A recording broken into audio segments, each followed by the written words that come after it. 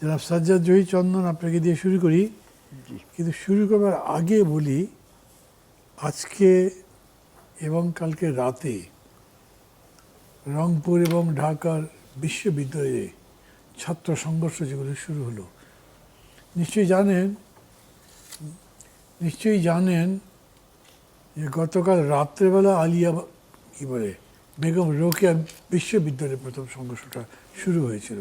তারপরে এটা ছড়িয়ে পড়েছে, এখানে আলিয়া মাদ্রাসা হয়েছে, ঢাকা কলেজে হয়েছে, জগন্নাথ বিশ্ববিদ্যালয়ে হয়েছে।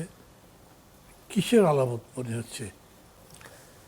আসলে ছাত্র রাজনীতির যে প্যাটার্ন সেটা আমরা লক্ষ্য করেছি যে 90-এর পরে এই ছাত্র আন্দোলনটা এবং ছাত্র রাজনীতি ক্যাম্পাসগুলো দখলদারিত্বের একটা রাজনীতি সবসময় চলে আসছে। যে যখন ক্ষমতায় থাকে, রাষ্ট্র ক্ষমতায়, তখন তার ছাত্র সংগঠন ক্যাম্পাসগুলো দখল করে এবং এটা দীর্ঘদিন ধরে সেটা হয়ে আসছে। আমাদের আমলে আমরা দেখেছি, এখনও আমরা দেখছি।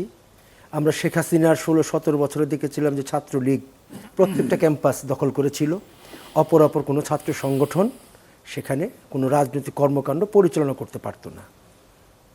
আজকেও আমরা এসে দেখছি যে সেই ক্যাম্পাসের দখলদারিত্ব নিয়ে মূলত আজকে ছাত্র সংঘর্ষগুলো হচ্ছে।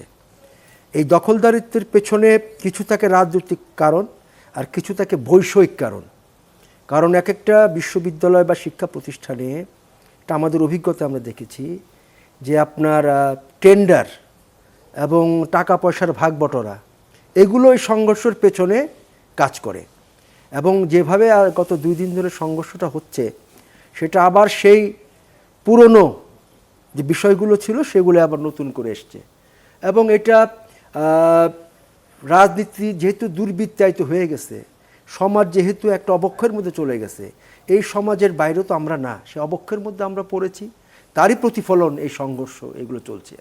আমি এটুকুই বলতে পারি।